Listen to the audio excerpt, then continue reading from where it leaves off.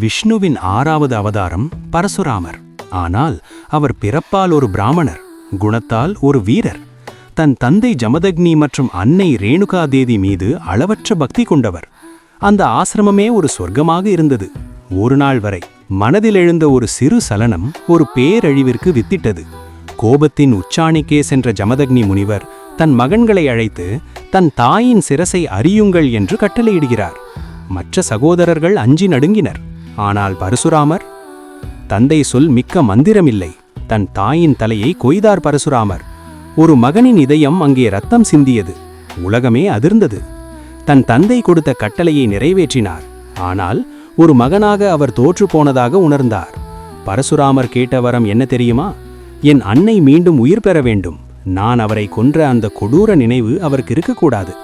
பாசமும் கடமையும் இங்கே கைகோர்த்தன. அன்னை மீண்டும் உயிர் பெற்றார்.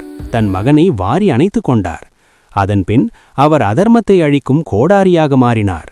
21 முறை இந்த பூமியில் இருந்த அநீதி அரசர்களை அழித்தார். ஆனால் இன்றும் அவர் சிரஞ்சீவியாக வாழ்ந்து கொண்டிருக்கிறார். கடமைக்காக எதையும் தியாகம் செய்யலாம். ஆனால் அந்த தியாகத்தின் பின்னணியில் அன்பு மட்டுமே இருக்க வேண்டும் என்பதற்கு பரசுராமரே சாட்சி.